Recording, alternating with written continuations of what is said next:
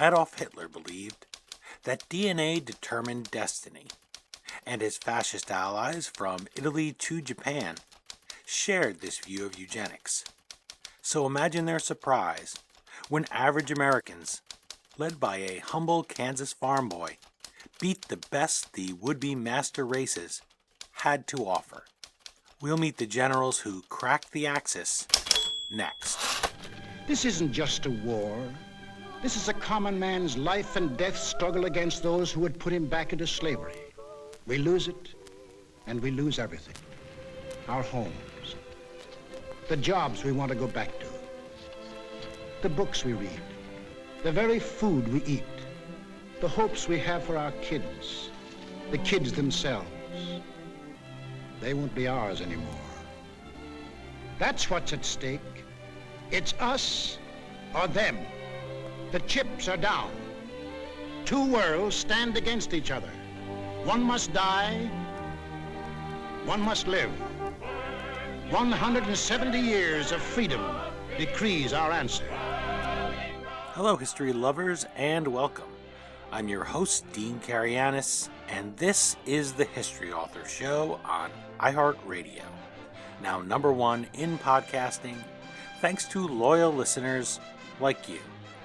In this episode, our time machine travels back to meet the commanders who led America to victory in mankind's most terrible conflict.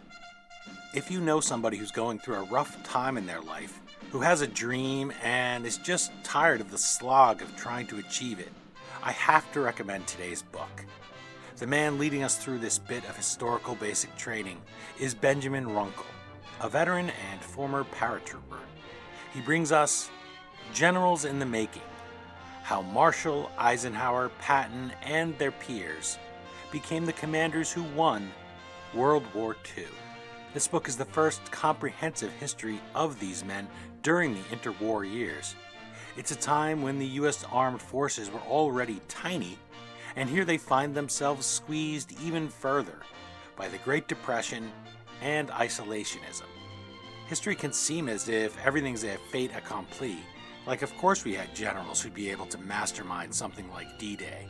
Of course we'd have a Patton who was able to turn on a dime and relieve Bastogne. But of course, that's never the case. And if you ever stop to ask yourself how America was able to produce so many legendary generals so good that even the Germans after defeat praised them, you'll want to pick up this book. These men not only had to learn, they had to overcome the obstacles from their own government. And they did so out of love of country. These officers meant to be ready for the next global conflict, one that they could see looming on the horizon.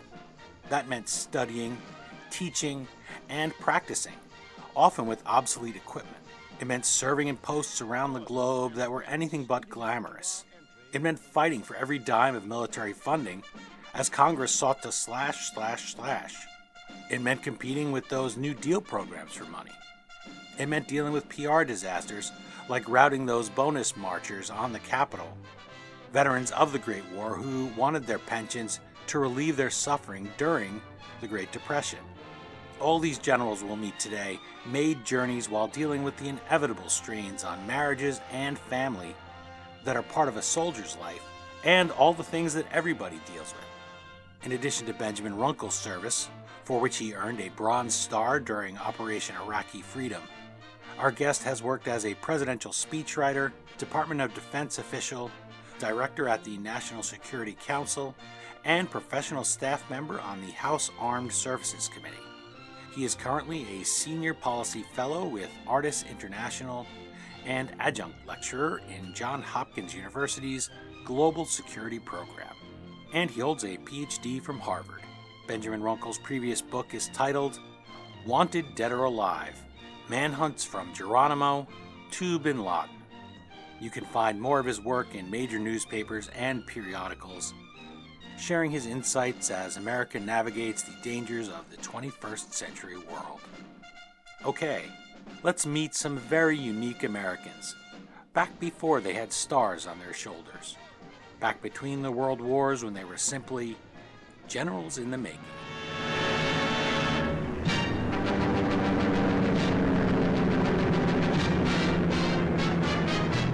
I'm joined on the line by Benjamin Runkle, author of Generals in the Making: How Marshall, Eisenhower, Patton, and their peers became the commanders who won World War II.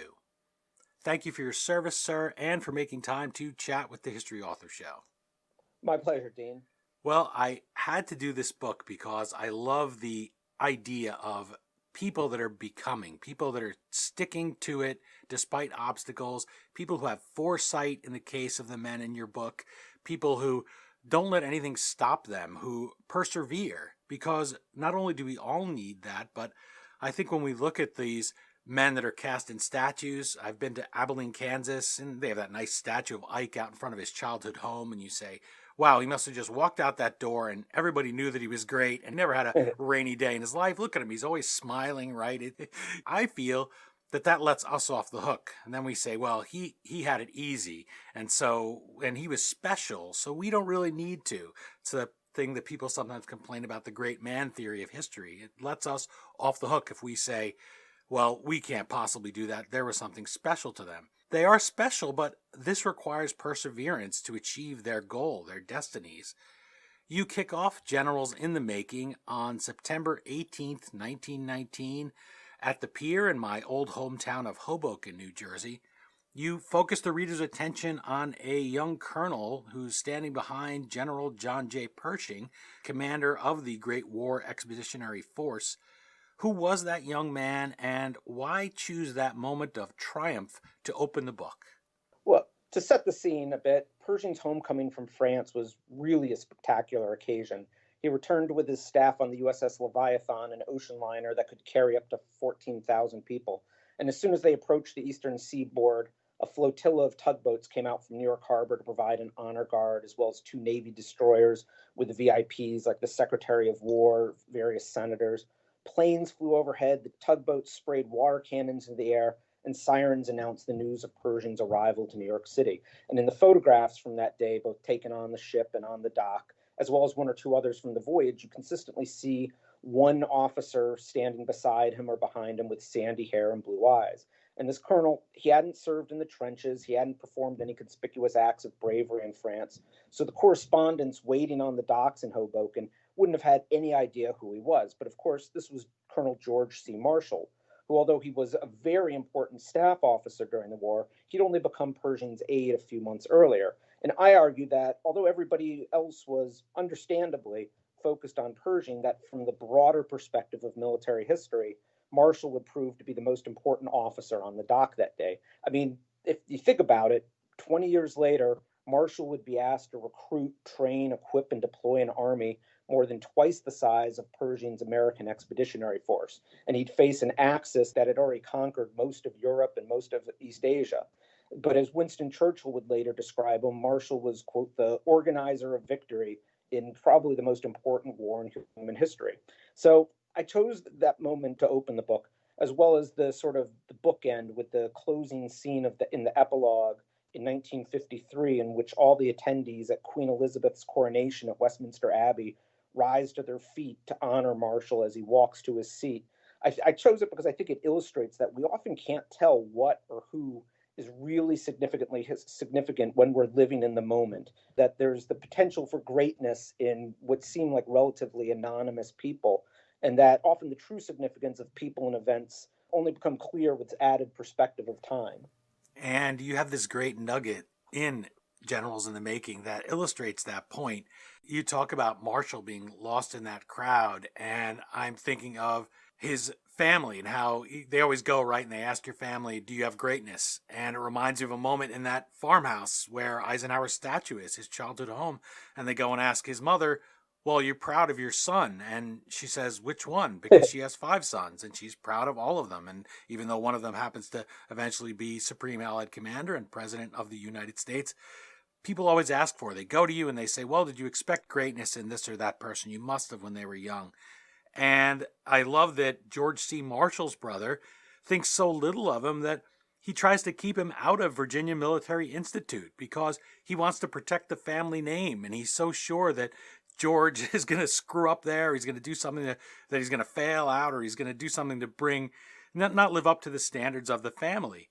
And yet, here's a young man that grows up to hold nearly every significant staff job in the U.S. Army, and he influences not just the war, but the post-war world.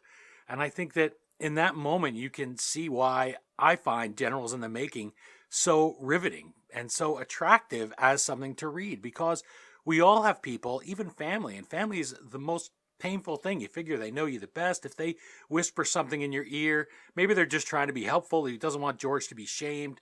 But you carry that forever. And it's easy to say, well, hey, my own family doesn't believe in me, then what's the point?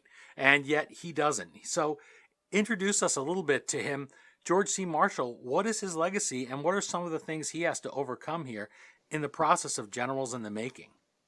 Well, that's a great question. I think, it's very interesting that when you look at Marshall's early years in Uniontown, Pennsylvania, I mean, what stands out is how utterly unremarkable he was. Although he was distantly descended from Supreme Court Chief Justice John Marshall, as you say, he wasn't a brilliant student. He wasn't such a standout athlete that everyone in the town said, oh, he's destined for great things. There was nothing similar in his upbringing to say Macarthur's father had been a Civil War hero and was a commander in the Philippines, or Patton had a strong family heritage of military service that would have suggested the career and achievements that lay ahead. Even at VMI, Marshall wasn't distinguished so much for his academic achievement, but rather for his just unequal discipline or record in military discipline, going 4 years without earning a single demerit. And this isn't to say he was perfect. He snuck out off campus at night numerous times during his senior year, which, if you've ever been down to VMI's campus and its proximity to the town of Lexington, that's pretty amazing to be able to get away with that, an incredible risk. But he did this in order to court his future wife, Lily. But generally speaking, except to pitch woo, he never slipped. He was never off, and he never failed to give full effort in anything he tried to do. And I think that this is what made him such an effective leader over the next 40 to 50 years, that he held his subordinates to rigorously high standards and, very quickly found out which officers measured up and who didn't. He relates the story in the pre-World War II mobilization when he asked the commander of the combined General Staff School, we need a new manual. We need it in 4 months. And the guy said, I can't do it in less than 18. And he said, well, then you're going to be relieved. He held him to standards. He relates how he lost a personal friend. He said, we need you for an assignment in France. And the guy said, I can't go this week. My wife's out of town and I won't be able to pack up my stuff. And he said, if you can't go tomorrow, then you're going to be retired. And he sacrificed a friendship for having these high standards of being able to perform on duty. I think what inspired the people to work so hard for him was that he held himself to these same high standards as well.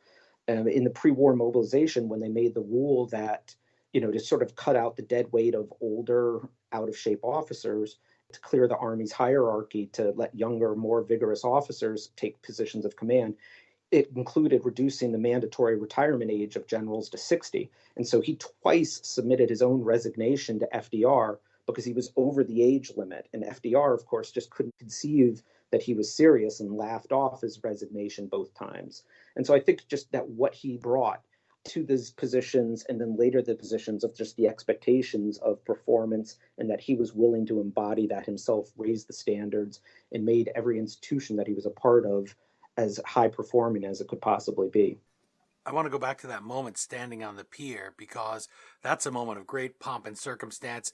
You love to see those ships firing the water into the air. You love the stories of the boys leaving from Hoboken. President Wilson addresses them from the top of the Clambroth House, and it's a great time in that moment for those particular men. But veterans of the Great War in general receive a very different welcome home than those who served in more recent conflicts, such as yourself, certainly than the World War II generation. That peacetime army is one that's unrecognizable to us today. Describe life in that peacetime army, because many of these generals in the making choose to stay in uniform, and they even take pay cuts. They'll take backwater postings overseas. They go 15 years maybe without a promotion. So many of their comrades in arms who were on that ship that day just choose more lucrative, cushy civilian professions because there's simply no room for advancement in the peacetime military. So why do they do that? What makes these particular generals in the making decide they're going to stick? Well, I mean, there was a lot of reasons. It varied with each different officer. I mean, some did it out of, a sense of duty, a sense of patriotism. Some, especially during the Great Depression, did it largely because there just weren't any jobs available otherwise. Others just loved the ceremony. They loved the life, the pageantry. They loved the camaraderie. I mean, it's true, as you say, that I think many of the officers who would become commanders in World War II did have options either immediately after the war, during the interwar years, to get out, as the Army shrunk from 3 million down to 300,000 and then down to about 150,000, which caused reductions in rank. The Great Depression caused reductions in pay. Even when they were on duty, they didn't have modern equipment to train on. They didn't have resources for training. But in the immediate years after the war, one of the junior officers who served at Camp Colt under Eisenhower during the war offered him a position in his manufacturing firm in Muncie, Indiana, that would have been double his salary as a lieutenant colonel. During the Depression, Ike was offered a position as the military editor for the Hearst newspaper chain that would pay more than 5 times his Army salary. Macarthur was offered in the 1920s an executive position with J.P. Morgan and Company. And my personal favorite was Matthew Ridgway, who, after managing West Point's athletic department, turned down a front office position with the New York baseball Giants. And so they stayed in for all these various reasons. I think, though, when George Patton proposed marriage to Beatrice Ayres, his future father-in-law wouldn't consent to the marriage until Patton explained why he chose the military as a profession rather than something respectable like law or business. And Patton essentially said he couldn't explain it. It was just something he felt in his blood and came as natural to him as breathing. And I think that if asked, a lot of the officers would have said something similar, and that intangible sense of belonging and sense of purpose is what helped to carry, one of the things that helped carry them through the years of hardship in the interwar years. To illustrate the low regard that these soldiers would have been held in, you say that there would be signs in stores that would say, "No dogs and soldiers allowed." And I looked up in some old newspapers just to see stories about that. I just looked up that phrase at newspaper.com and in the New York Times Time Machine, and it was indeed the case. It reminds me of Andrew Jackson's army, right? Those guys, frontiersmen, peeing in the streets of New Orleans, and no real discipline. And I don't think the great war soldiers were of that level, but people still had that fear, that dread of a standing army. Somebody in uniform still worried them a little. Maybe they had flashbacks to Cromwell. So it's really a time where these men have to stick in it for love, for something that's intangible, for that sense of duty. And I think of Ulysses S. Grant, who we're going to talk about a little later, because it's very similar, his path, his failing at everything, having a lot of time to struggle, a lot of personal challenges, and then he achieves greatness, and he saves the nation the way that these men do in Generals in the Making. And he wears his uniform, the first time his dress uniform, and people mock him and laugh at him. He never wears it again. In fact, when he meets Lee to take his surrender, he's famously just wearing a private shirt, I believe, or a corporal's jacket, and he's just muddy, and he doesn't really care. And here's Lee, who's resplendent. And I felt that way with these men. I felt they're not getting the respect we would think. There's not a GI Bill for them. The benefits are constantly being slashed, the pay. And I think that's a great reminder that that's not why people enlisted to fight. That's not why they stayed in the military. They did it out of a real sense of duty. And when they didn't get that welcome, they didn't say, well, the heck with you. We're not going to risk our lives anymore. In fact, it's Douglas MacArthur. He faces a very different homecoming with his Rainbow Division when they disembark on that same Hoboken pier. And I'm sure he was expecting that big welcome home, and he doesn't get it. He goes to West Point, takes charge, and his leadership impacts these generals. He could have just walked off into civilian life there. He could have been a young soldier that just faded away, right? But he doesn't. He goes up to West Point. What influence does he make there on this generation of leaders?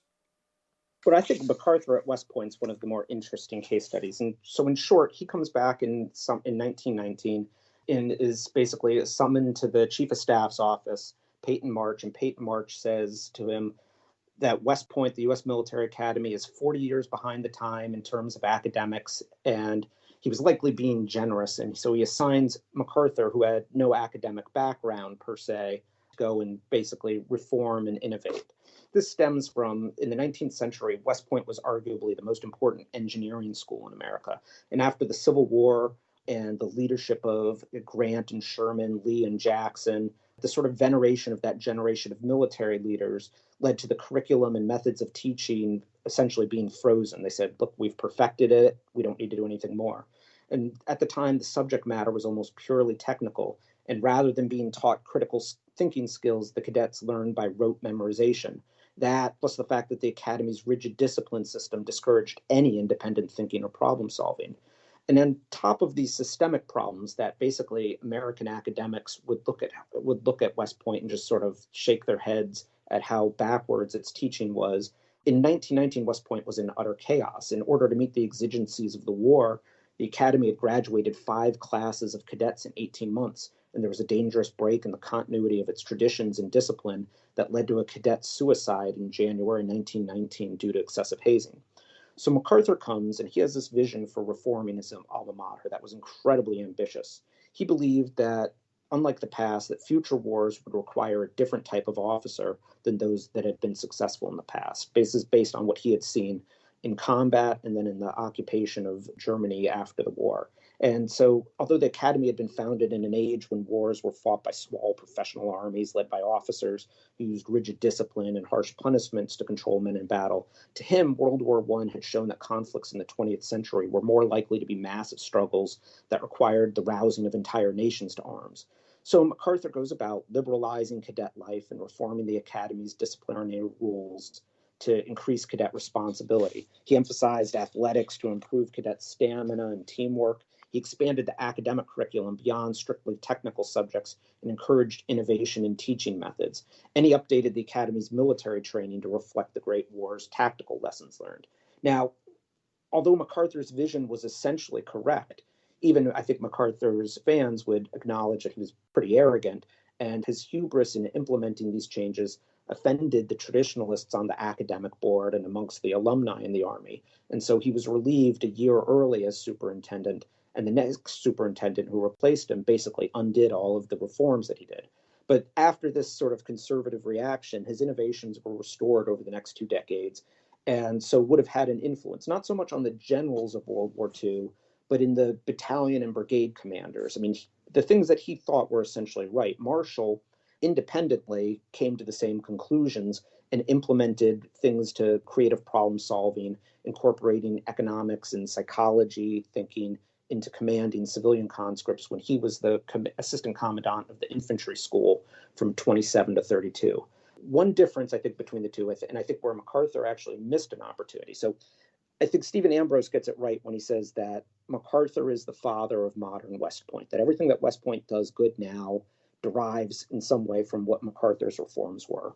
But MacArthur also missed an opportunity to influence the World War II generals, I think, by failing to serve as a mentor to the junior instructors at West Point, which included Bradley, Ridgway, Lightning Joe Collins, Jacob Devers, Courtney Hodges. But MacArthur was very aloof, and he lived in the superintendent's mansion with his mother, avoided social contact with the faculty, much less tried to impart leadership development lessons to these leaders. I mean, I think Bradley recalled that he never saw MacArthur other than at athletic events and couldn't recall a single exchange with him. So MacArthur, and this was part of his genius, he was absolutely right in the reforms that were needed, and it had an influence, I would say, with the brigade, battalion commanders, perhaps even some of the later company commanders. But it was interesting that it's more at that level and that at future generations than on the World War II generals specifically. You say the word aloof and you talk about MacArthur missing the opportunity and those men missing the opportunity to exchange ideas and strategies and experience with him. And it reminded me of how many times in Generals in the Making we find these great men as young men dealing with each other. Ike and Patton lived next door to each other at Camp Meade in 1920. Think of 1920. That's 30 years before Eisenhower is going to be considered for the White House even. It's long before World War II, before the U.S.'s entry. Think of how young they were. We get to meet them here in your book, and we get to see them bond, and we get to see them exchange ideas. Omar Bradley and Matthew Ridgway, they're out hunting and golfing together while instructors at West Point. It reminded me of Nixon and JFK. There's that famous time when they're freshman House members and they're dreaming of the future on a train together. And you just wish now you could be a fly on the wall. And of course, we'd wish we could be a fly on the wall with Ike and Patton, right? At a poker game there. You know, there's a great moment with Mamie when she talks to the wrong person about his great poker skills of her husband. You have to pick up the book to hear that particular anecdote. But I loved seeing that. I loved seeing these young men get to know each other. And then I thought, with my writer's hat on, that story structure is such a challenge. To do a group biography, it means you have to keep straight. You have to give everybody a little time together. People are familiar with the Marvel movies now, where you think about all those characters, they each have to have their own moment, then they have to each interact with everybody else. And lo and behold, you illustrate that here in Generals in the Making with a line graph that tethers these men together. And visually, it was even a greater web, a larger web of relationships than I had thought I would find. And it's amazing that they're all somehow having some interaction with each other. So my question is, how do you keep the book lean? Because this book may sound like it's 2,000 pages if you're going to deal with all these titanic figures and all these stories, but it clocks in at under 400 pages. It's something you could pick up and take to the beach. I know that in publishing, people use beach read to dismiss something as fluffy, but why not read Generals in the Making at the beach this summer? I think to myself, that was such a challenge for you. And I wanted to ask you, how did you go about keeping it tight and still give us a fair portrait of the interwar years? And did maybe your speechwriting experience help you with that, to get a message down in a nice, tight bullet form? Oh, I think most of the people I write speeches for would say, man, he has a hard time getting things down, at least on first drafts, in a hard bullet form. But actually, and surprisingly, perhaps, I don't think, for me, it wasn't that difficult with this book. I mean, I first had the idea for this book when I was a first lieutenant in the 82nd Airborne in the late 1990s. And on a day off, I was enjoying a drink and a cigar on my balcony and reading Henry Kissinger's Diplomacy. And I came across the fact that when Germany invaded Poland in 1939, the U.S. Army was only the 17th largest army in the world. And it was just such a stupefying revelation to me that when you think now we spend more on defense than the next 7 countries in the world, back then we were comparable in the size of our army, at least, to Portugal and Bulgaria. And this made me wonder, how such a remarkable group of commanders emerged from such a resource-deprived force. And for the next 15 years or so, before I had the opportunity to start really serious research for the book, I was thinking about this topic, and I made an Excel spreadsheet, essentially the top line being all the 4-star officers, and then I tried to fill in with each subsequent horizontal line or each row where they were for each year between 1918 and 1942. And then once I filled in every block, color coding where the common postings, and from that spreadsheet, the picture literally, quite literally color-wise, and I still have this somewhere in my office, painted itself.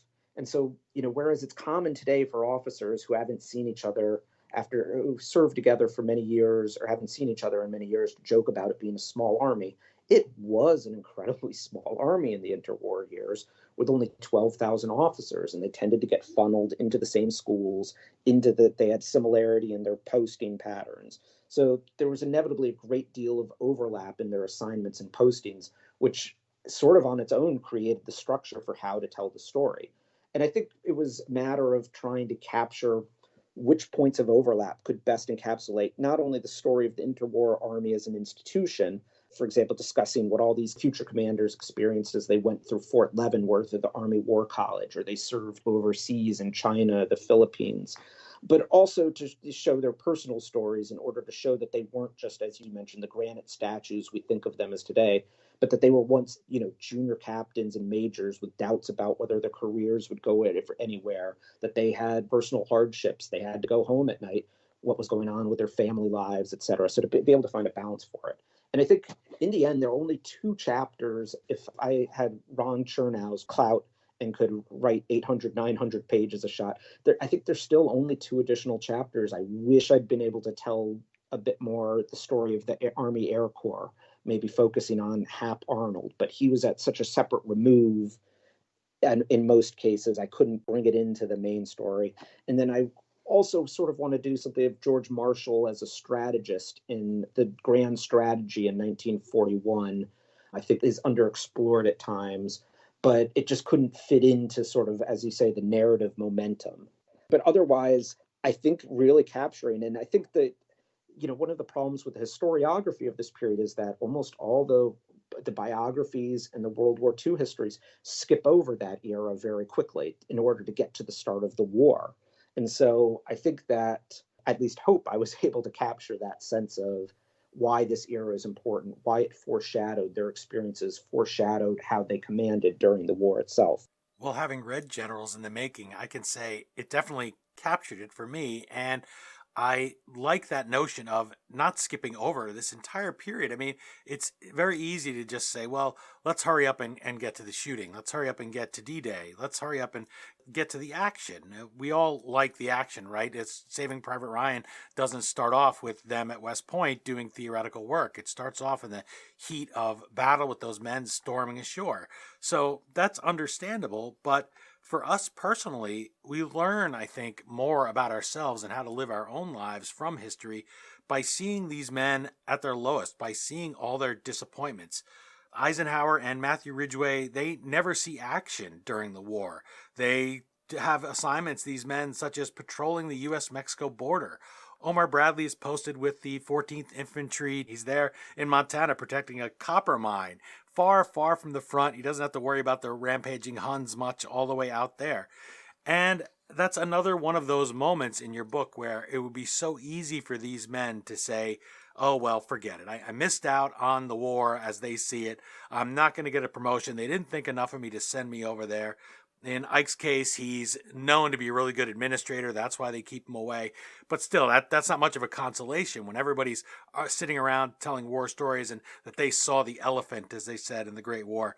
So these men stick with that. But I wanted you to give a moment to talk about their World War I service, because all of them didn't go over there and have experience. And yet in the next war, they're the key guys.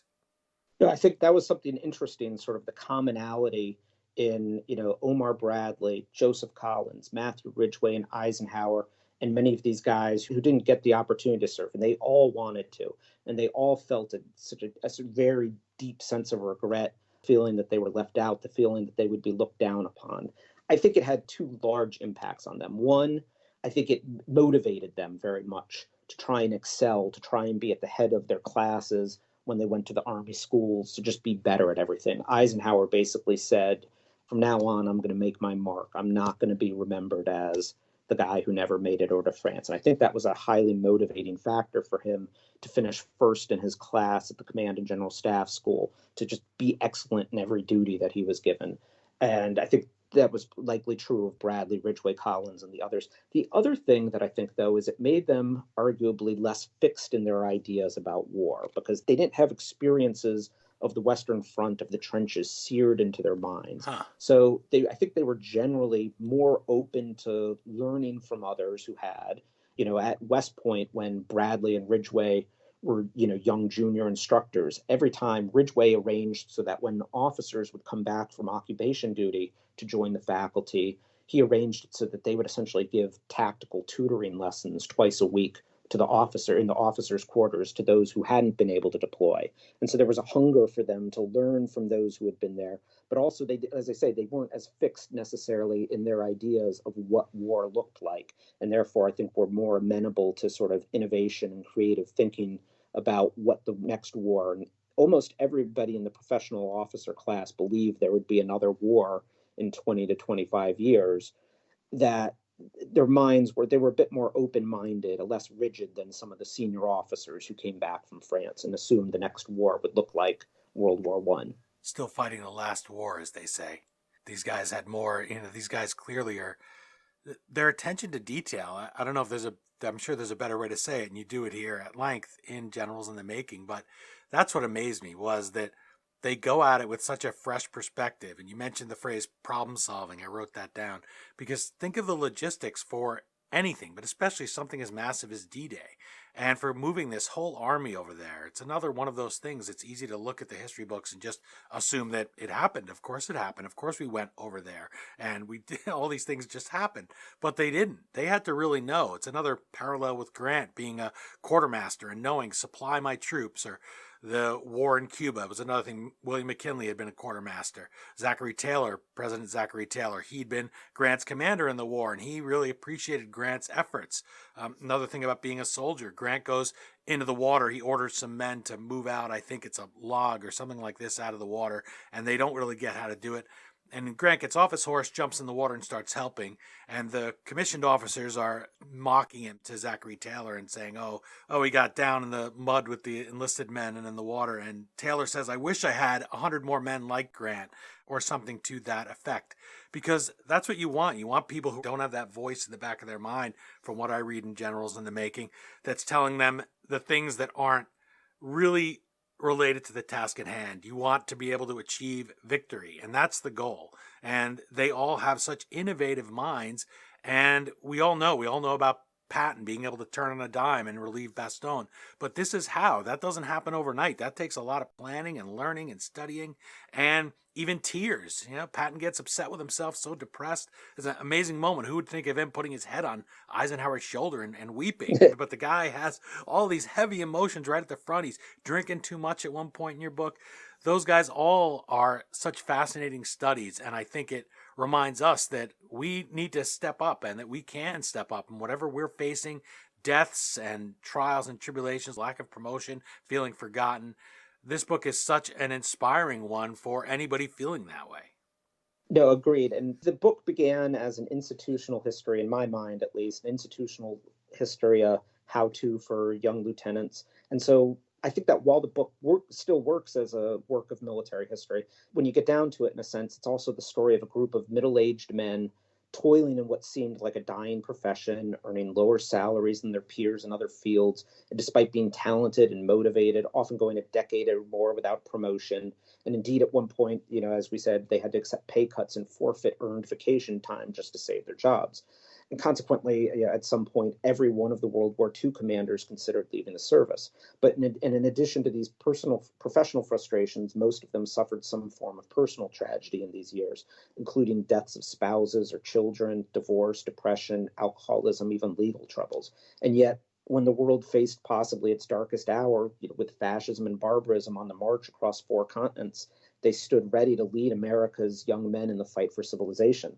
And so even most officers today, much less you or I, most of us will never likely ever lead a division or corps into battle. I think that most people endure hardships and setbacks similar to those endured by the generals between the wars at some points in their lives. I mean, think about now, today, during the current pandemic, how many people are out of work, how many people are having tragedies in their family with personal health issues, etc.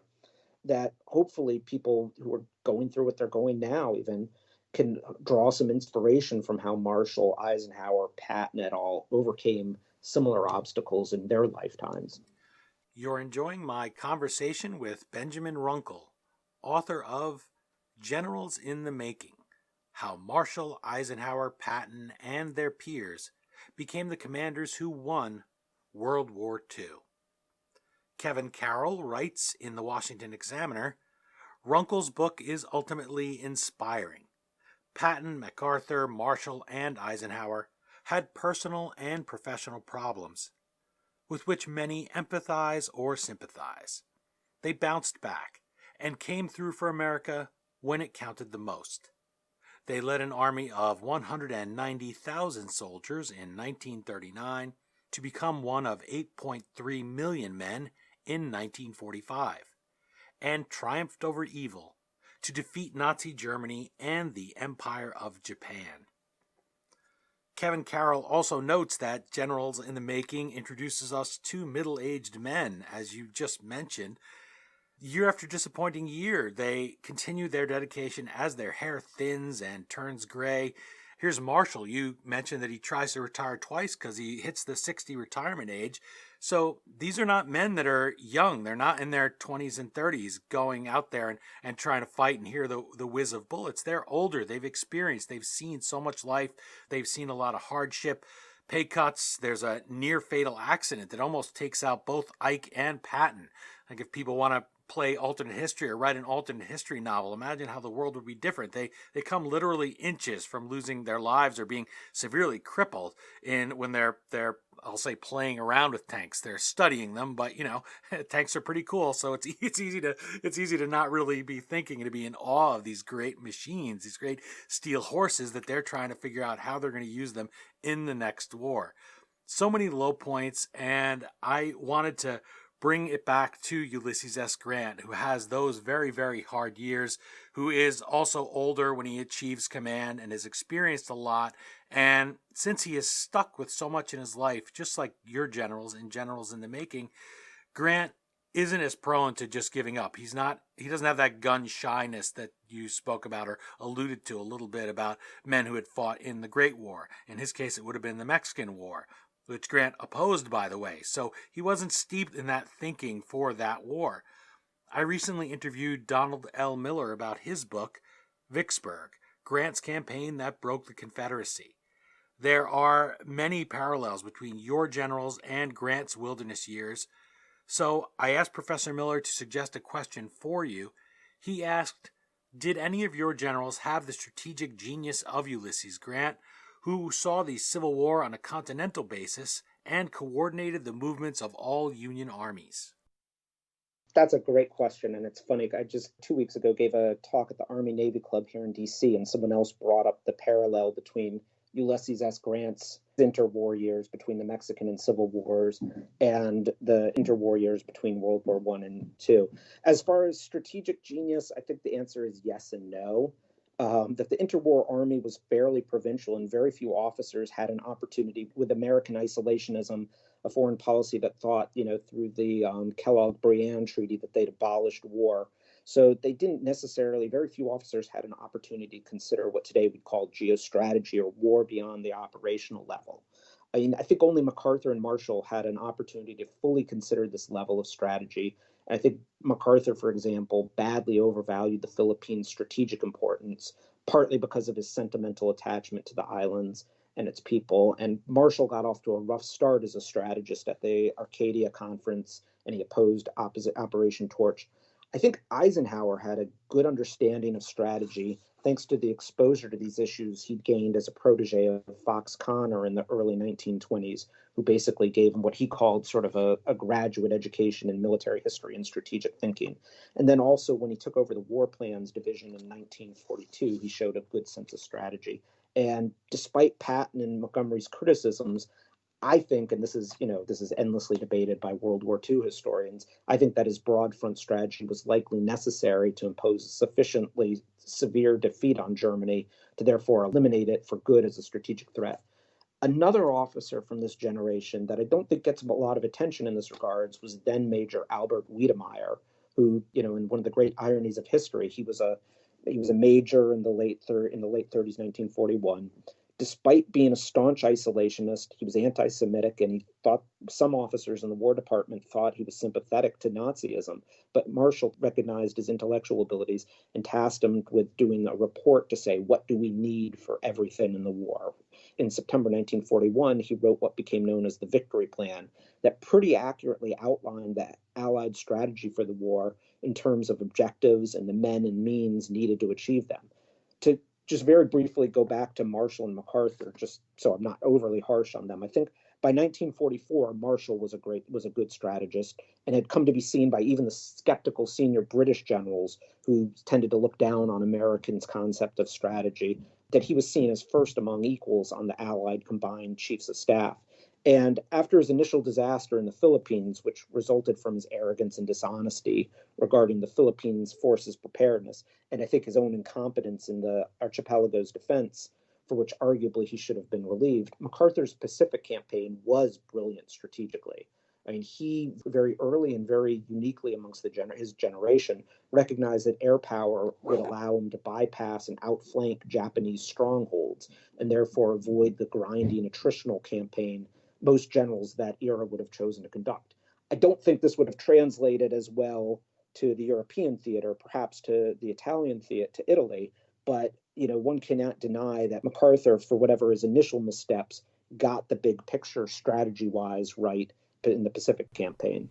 The Great War, that kicking off moment, the return to normalcy after the fighting ends and the doughboys come home, it leads to the Jazz Age. What period could you think of? The Roaring Twenties, more different than the Great Depression that follows it. The Jazz Age and Prohibition and all of those things. It seems like such an exciting time. Women are enjoying greater rights. They can vote for president for the first time in the 1920 election, universally in every state.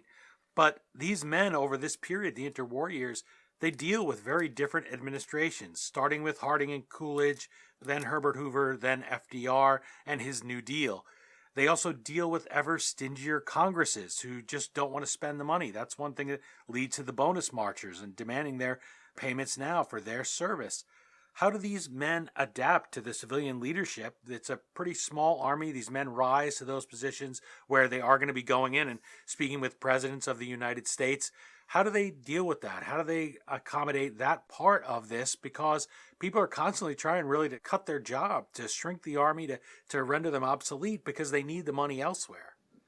Well, I think there are two things. I think one thing that I think you're capturing very well, and in the book I hopefully capture well, is the difference in what are modern attitudes that today, consistently when they do public opinion polling, what are the most respected institutions in the United States? And the U.S. military consistently rates the highest. In those days, it would have rated generally towards the bottom. That, as you said in the anecdote about shops saying no dogs or soldiers, that when educated people wrote about the military in those days, they did so with just such condescension, just misunderstanding or not able to comprehend why someone would subject themselves to orders, why someone would live this kind of lifestyle. I think that the men who did this, one, that because there was no budget for housing, they basically still lived for the most part on very isolated posts. That today, like if you live in the Washington, D.C. area, you're used to seeing the metro, you take the subway into work every day, you'll see 10 to 20, you'll see a few dozen military people on their way commuting to an office. That just never happened in those days, that foreign officers were something very foreign and exotic. And so that for the most part, the officers, they were in a closed society. Very rarely were they ever exposed to sort of how little respected they were. So they weren't as affected with that. I also would say that there's probably, for lack of a better term, a certain stoicism that, again, many of these officers, when they saw during the occupation of Germany, they saw the failure of the Treaty of Versailles, the failure of the League of Nations. They knew another war was coming at some point, and many of them felt determined, not just the ones who hadn't been there, but they felt a sense of, I need to stay in, I need to see this through, I need to be here when it happens. And so I think they were, even though they were scorned by the general public, they did not feel it as directly because they weren't as integrated into society as military people are today. We talked a couple times about General Macarthur, and he's one of the most familiar names from the war. He certainly knew how to do PR for himself and get written down in the pages of history. And yet I note that he didn't achieve a spot on the cover of Generals in the Making. One of the things you do cover in there is the Bonus Army, and that's a moment of nexus. We talked about him being aloof and so not as connected as some of the others, but during that event, he's there with Eisenhower and Patton. He's commanding both of them. So that's a moment that brings the three of them together. What does that tell us about him, and why didn't he make it on your cover? Well, that was a publisher's decision. I think at some point I quite frankly, I have no design ability. I think I probably in my mind had some sort of conception of like five stars, of a star with 5 points and a picture of each of them, and that probably would have looked terrible.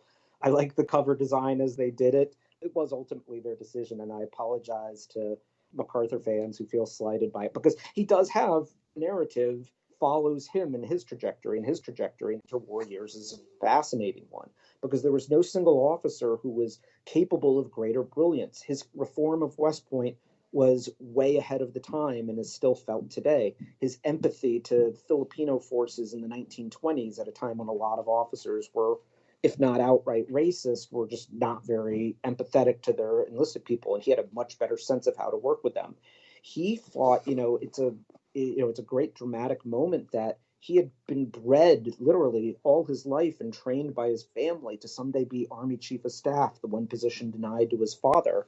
And that when he finally rises to that position, it's at a time when the Army is a complete disaster and in shambles. And rather than being able to make a great mark on history as Chief of Staff, he ends up fighting a very important rearguard action to save what he can of the Army's budgets and to save the Army Officer Corps, which was proved to be very important for World War II.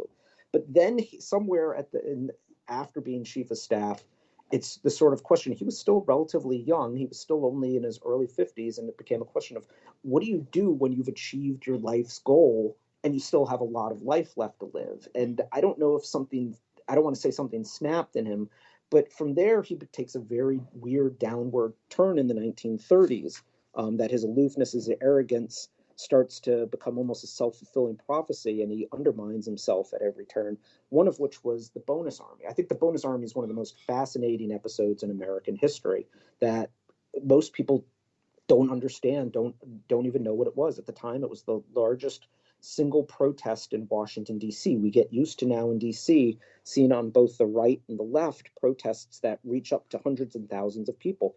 But in that day, it was completely unheard of.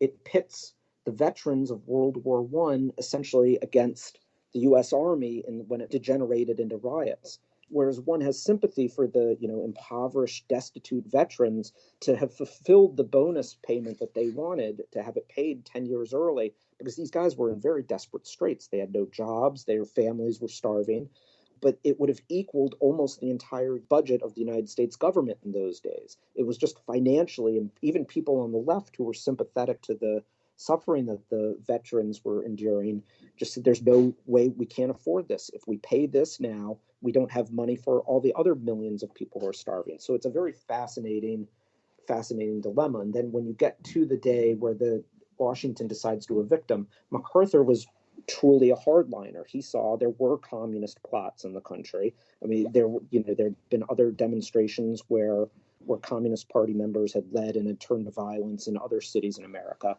And even though his own intelligence staff had investigated and say, yeah, the Bonus Army is cracking down pretty hard on any communists that try and infiltrate their camps, he saw it through that lens. He saw it through his self-anointed, role as saving the Republic, and therefore authorized the army. The force wasn't excessive. The burning down of the veterans camp, about 11,000 people had their shanty town on Anacostia Flat burnt down, but he was definitely overzealous in his persecution of it. And in his press conference at the end of the riots, unfortunately, there was only one fatality in the riots. It was unfortunately a baby who had a previous existing condition that the tear gas exasperated, and was tragic. But generally speaking, the Army dealt with it fairly professionally. But he gives this sort of ridiculous press conference saying that they were all communists. Maybe only 10% of them were veterans, when subsequent investigations by the by the War Department found there were over 95% veterans. He said it was a real dangerous mob. We really saved the day. It was just an utterly ridiculous performance that was at odds with the reality that people had seen, and it scarred the Army's reputation for a number of years. I noted the fact that he goes in there and the reports he gives a few times are, I guess we would say today, CYA, right? He's trying to cover his reputation. He's trying to protect himself and I think that grew out of a lot of this in this war. There's different ways to deal with all this adversity that these men are facing. And one of the ways is you put the best spin you can on your performance. And that's something he does there. And Patton and Eisenhower end up looking much better. Eisenhower, the Bonus Army, the routing of those men out of there, that follows him all the way until he's in the White House. People are still talking about it and using it to attack him. So really a moment that there's nothing happening. It's a reminder, that moment, the Bonus Army, is that it's nothing happening in these. People do the Charleston a few times and that's it. We have Prohibition and Al Capone, and then bang, there's another world war. And so I like that you looked at that period. I mentioned to you before we started recording that I could do a Second World War book every day of the week and never run out. But this book deals with the becoming. It's the origin story. It's almost a prequel. It's really how these men develop and how that guy who is so vivid, who would look great in a cover, instantly identifiable to generations of Americans, Douglas MacArthur with that pipe and sunglasses. Here's how he became a guy that we know, and Eisenhower became president. And I just love that part of it because These men did have screw-ups. They did have mistakes. They did do things wrong and then try to cover up for them. Eisenhower does that throughout his career as well. Everybody does. And sometimes that's just our mind. It's easy for us as historians reading about them to say, wait a minute, you said something completely different 30 years ago. But we don't always remember it that way. We don't remember exactly clearly what we might have done 30 years ago. And so I really like that. This is a fast read through that part of their lives. No, I mean, there are many misconceptions that we tend to, because we view it through the lens of World War II. That George Patton, for example, was incredibly innovative in his ideas about tanks immediately after World War I. And he and Eisenhower wrote provocative articles in the Infantry Journal in 1920 suggesting why the tank was either the future of warfare or at least should have a much more prominent role. But after they were reprimanded for basically contradicting the infantry's doctrine on tanks, Patton says, screw it. He goes back to the horse cavalry, and for the next 15 years or so writes articles why tanks will never replace the horse cavalry, why the horse cavalry is more relevant than ever. Despite his reputation, somewhat earned, as being an innovator, he completely turns his back on his own writings about it and only comes to tanks again right on the eve of World War II. That other officers who had done sort of the hard work of maintaining the mechanized force, of continuing to think about it, and had risked their careers for it, he sort of rejoins them at the end. And then he obviously becomes one of the great tank commanders in military history. But most people don't know that for about a decade, he didn't have anything positive to say about tanks whatsoever. Trying to please the boss. There's certainly an element of that in these. If no one wants to hear it, well, maybe I'll join the victorious opposition. And by that point, tanks they were just used to supplement the infantry, and maybe you'd send a couple of them with a few hundred men over the Western Front out of the trenches into no man's land. As historians, we can look back and say, oh, you were adapting too and realizing you were wrong. And you didn't stand up and hold a press conference and say, well, I'm rerouting, as Winston Churchill put it, when he switched parties and then switched back to the conservatives and said, so anyone can rat, but it takes really some talent to rerat. We look back at him when we say he was a guy who saw the Nazi threat all through these interwar years. But I have a couple of dozen books really here about Churchill right in front of me, as well as about Theodore Roosevelt Jr., a lot on the war, Eisenhower. And if you crack those Churchill books, you'll find that letter sometimes mentioned where he writes and says, well, he doesn't think Germany is a threat, doesn't think Hitler is a threat. And we all have those moments where maybe it doesn't seem so consistent looking back. But the thing that is consistent throughout Generals in the Making is just how dedicated these men are. And if something doesn't work, they're willing to discard it because they want to achieve their goal, their destiny. They know another war is coming, and it's going to be about winning it, because if they lose that war, nobody's going to care who writes the history. No, I think that one of the things that separates them as the great leaders was their willingness to listen to new ideas. One of the common criticisms of the Combined General Staff School is that it was too reliant on the book answers. It was too reliant on prescribed tactics. And Marshall, conversely, when he takes over the infantry school, he basically says that anybody who has an idea for solving a tactical problem that's better than one of what our instructors are, please come up and tell it. Or as Joseph Stilwell, who was his head of his operations section as an instructor at Fort Benning, said, we're open to any screwball idea. And Marshall proved that when he was a commander later, when he was chief of staff of the Army. He has a staff. He has 3 senior officers who are his sort of secretaries. And at one point, it consisted of Orlando Ward, who would command an armored division in North Africa, Omar Bradley, who would obviously go on to command 12th Army Group in Europe, and then another lieutenant colonel. And one day, after about a week or two on the job, he calls them into his office and he says, gentlemen, I am very disappointed in you. And they're just mortified. What did we do to disappoint the chief of staff? And he says to him, you haven't disagreed with anything I've said, and it's been a week since you've disagreed with anything I've said. How do I know what's right or wrong unless you're challenging me, unless you're making me think and see both sides of it? And they said, because it just hasn't been anything to disagree with this week.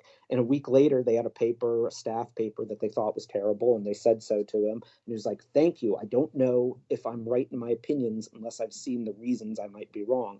And so to be very tolerant of properly channeled dissent. Patton, for all his imagery of the toughness and the sort of rigidity, he was actually very good at self-criticism and learning from mistakes. After the Louisiana maneuvers, where his second armored got beaten pretty solidly by Eisenhower's Third Army. Eisenhower was the chief of staff. Walter Kruger was the commander. He came back to them and said, this is my fault. He said, assembled all the men of the division, all the officers, and said, this was my fault. We weren't properly prepared. They had been kicking, excuse me for saying kicking, butt through all the previous maneuvers, all the corps level maneuvers, he said, but we will learn from our mistakes in this. We will start to learn how to do combined arms better. We will start to learn how to deploy better, and we will not make these same mistakes again. And sure enough, they didn't. So Patton was very good at learning from his own mistakes and not being rigid, and just because it was the way he thought it was.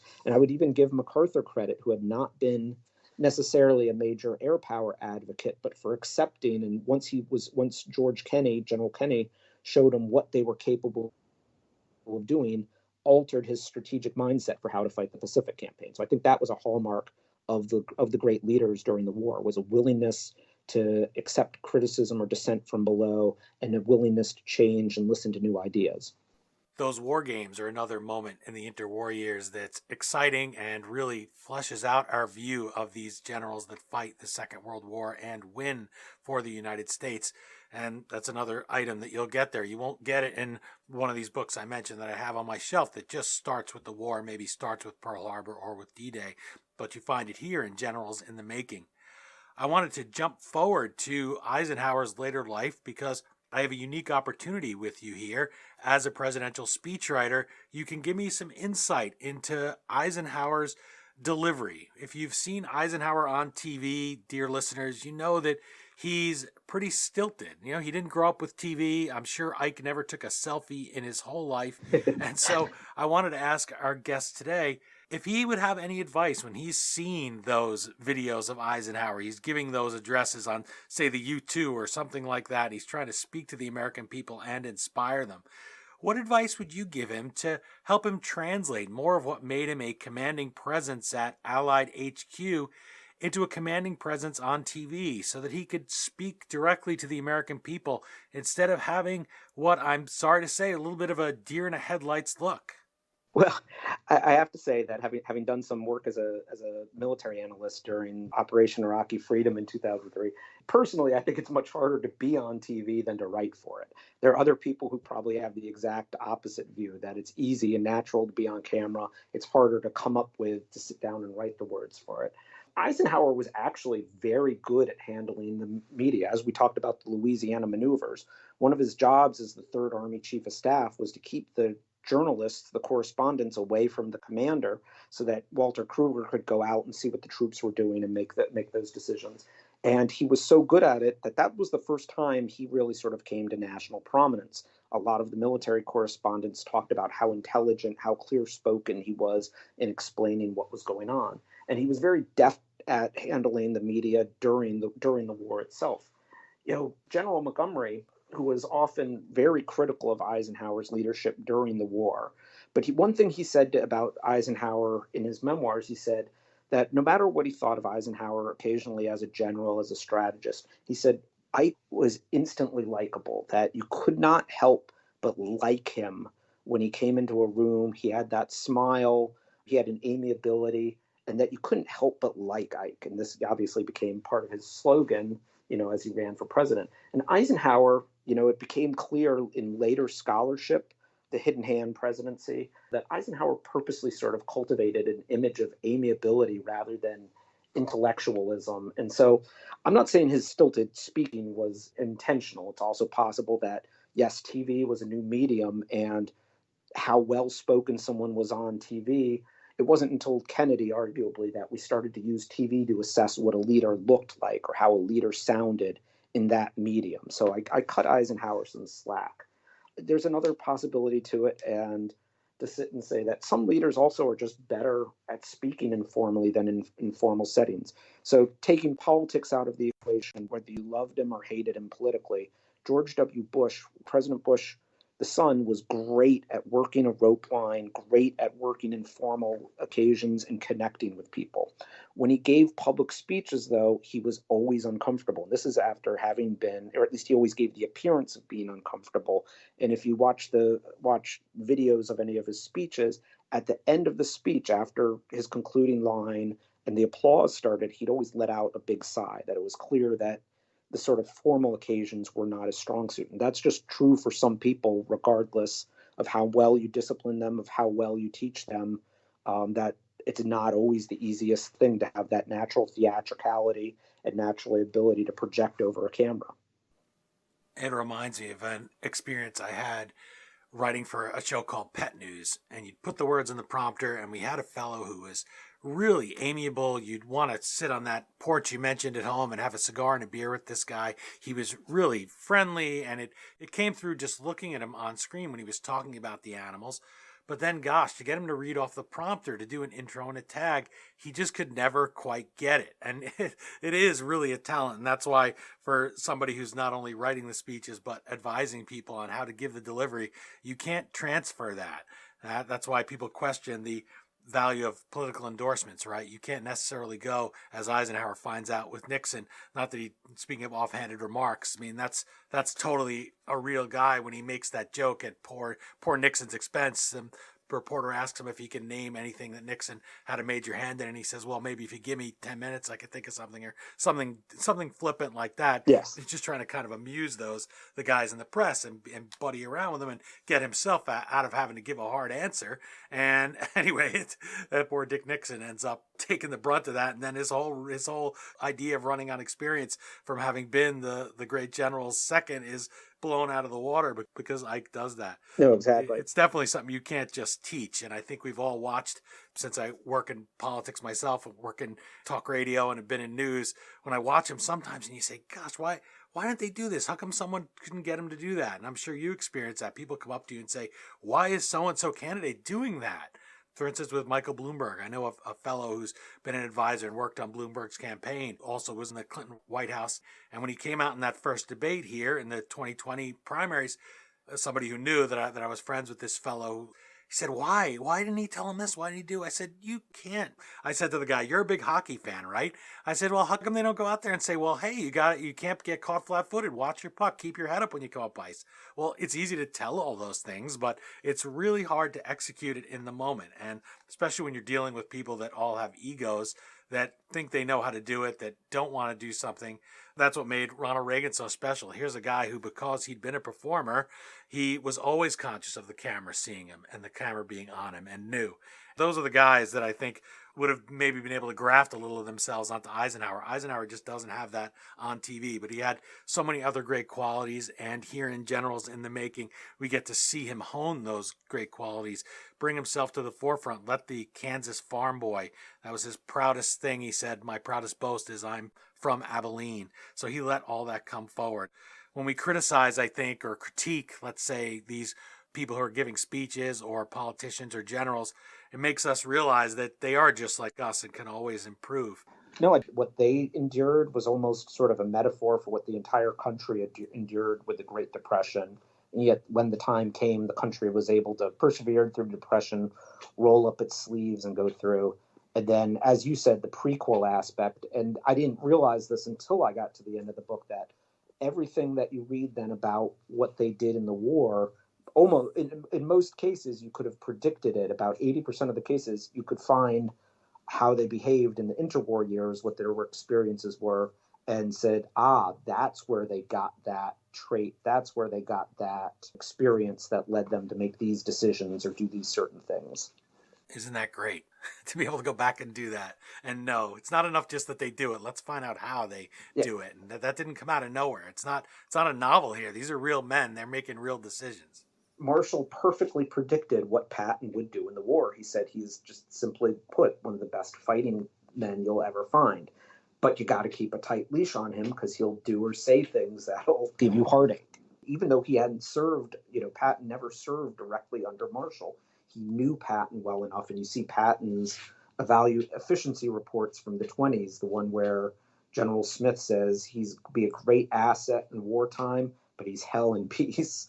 or something to that effect. He's a disturbing element in peace. Yeah. And Patton takes that as the greatest compliment he's ever received. But that's the perfect description of Patton's career in the war.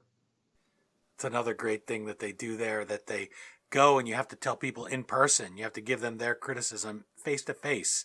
And so these are all moments that we get to enjoy in your book, where people are really living their lives and not doing it behind closed doors and criticizing. And this is how, even by the end of the war, the Germans end up saying, how is this possible that all of these guys are exceptional, that the Americans are fielding against us? No, exactly. And as I say at the beginning, and when I went into starting the writing of it, of asking the Shakespearean, was it some men are born great? Was it this just an intrinsically unique group of 40 individuals that could get this job done? Was it the institutions or their experiences that trained them during the war? Or even allowing the sort of slightly cynical but realistic question of that, in a war where we send 8 million abroad, would we be able to find in that course 40 guys who were competent at what they were doing? The Shakespearean, some men are born great, some achieve greatness, some have greatness thrust upon them. And so finding it to be the sort of the mix of them, but again, you could see where the origins of what they did. And one question that I get asked a lot sometimes is, what is the Army today capable of that? And I say, yeah. Joseph Ellis, the Revolutionary War historian, he has a line that he uses in his book talks where he says that if you go to Minneapolis or to the Twin Cities, it's the population's the same as the colonies were at the time of the Revolutionary War. And he says you wouldn't go looking for the founders, but you could find them. His point being, you could find a group of people in Minneapolis and St. Paul that would be able to write something equivalent of the Constitution, the Declaration. I disagree with him. I'm a little more skeptical or cynical about our current politics right now. But I think that sentiment is apt, that you could find right now in the military, my peers who are all full colonels now, and the two buddies of mine who are still in are going to get their stars pretty soon.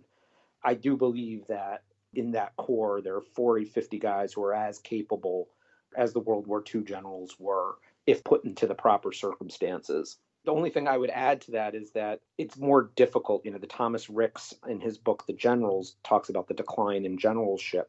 And I think it's a little unfair because how we measure generals is a bit different. It's different to appear as brilliant a general, as brilliant a commander in limited and counterinsurgency conflicts, which are what we tend to fight now, than in a total war such as World War II.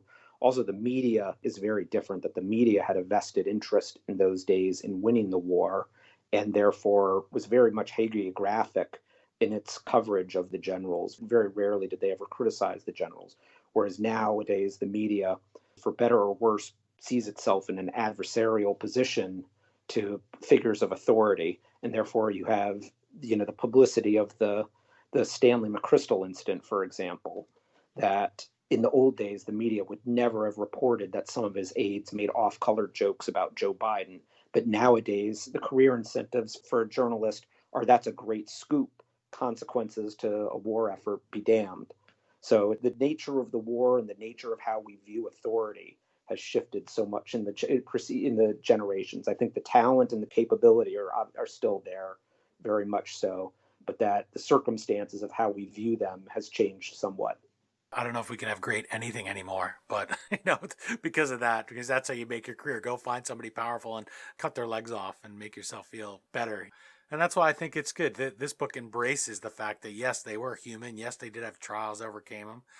They weren't perfect. So I like that. I think that embraces that and drags us away from some of that kind of history. No, very much so. I'd like to close with one final question. You dedicate Generals in the Making to your sons, David and Ari, after thanking your wife, Mariah.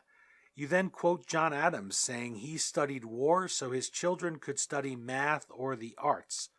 What inspiration do you hope readers will take as they're trying to find their way in the 21st century, especially young readers?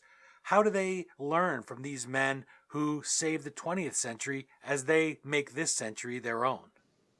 Well, as I sort of alluded to earlier, what I hope David and Ari take away is the importance of resilience during tough times.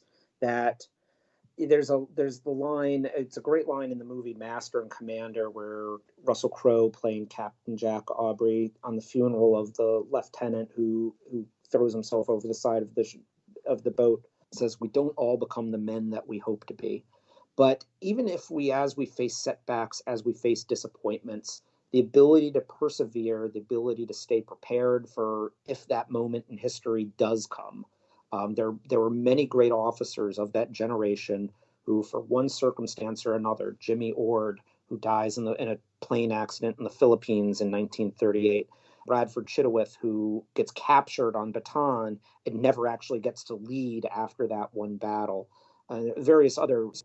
Adna Chaffee, who was the father of the Tank Corps, who dies of cancer in 1941, whose circumstances, either they retired 5 years too early before the war, were too young, or fate just didn't have them alive at the time of the war, never got to.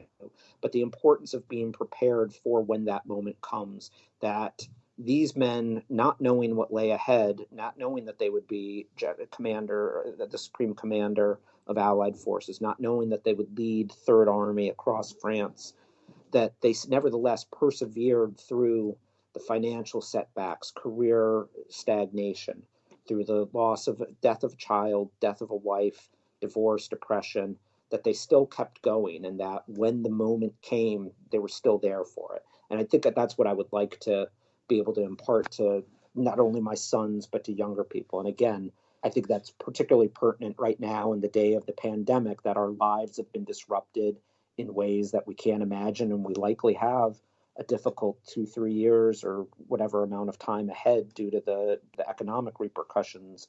To know that to persevere, it gets better, or to the importance of being ready for when your moment in history comes at whatever you end up doing. Well, be prepared is the Boy Scout motto for a reason, and these men that we're speaking of here would have well known the Boy Scouts. Speaking at the Jamboree, we can go online now and see Eisenhower do things like that. I hope that Generals in the Making will make people want to learn more about these men, because we come to know them at their worst here, at their most trying times in their lives. We've barely scratched the surface here of a really interesting, inspiring read.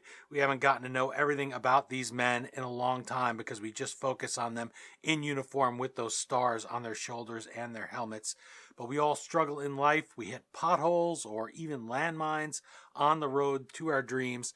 If listeners are looking for encouragement in their pursuit of happiness, I can't think of a better book to recommend than yours.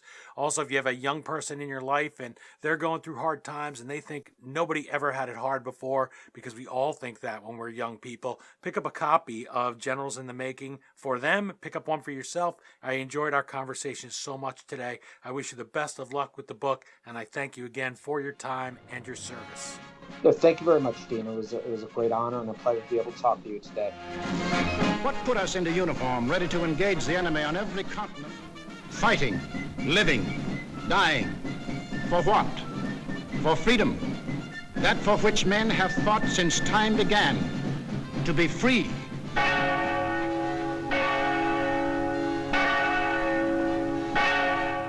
Again, the book is Generals in the Making: How Marshall, Eisenhower, Patton, and their peers became the commanders who won World War II.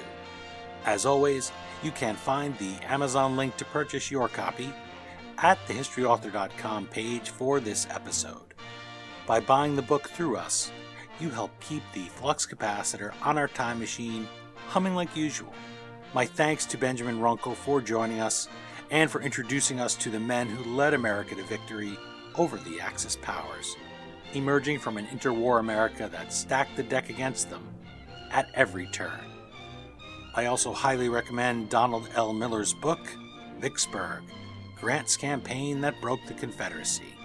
You can find that interview in our archives, and while you're at it, you can let us know what you think of the books we've discussed today and the interviews on Twitter at HistoryDean, Instagram at The History Author Show, or Facebook.com/HistoryAuthor. And remember, we have a YouTube channel now with our full archive of almost 200 interviews. That's it for this episode of The History Author Show. I hope you'll join us for our next all-new interview right here on iHeartRadio. And if you're an iTunes subscriber, please take a minute to leave us a review. Until our next trip into the past together, thanks so much for time traveling with us today, and have a great week. And then came the day Broadway wasn't prepared, when the newsboys yelled extra, war is declared. But the hand that held glasses of wine in the air were the first to hold guns when I rode over there. The boys won the war and came home from the fight. The last night on Broadway was almost his night. But ever since then, it's a different street. Gone are the places where the gang used to meet. We still call it Broadway, but what's in a name? Take it from Georgie, it isn't the same. On the east side, west side, things ain't like before. There are tears in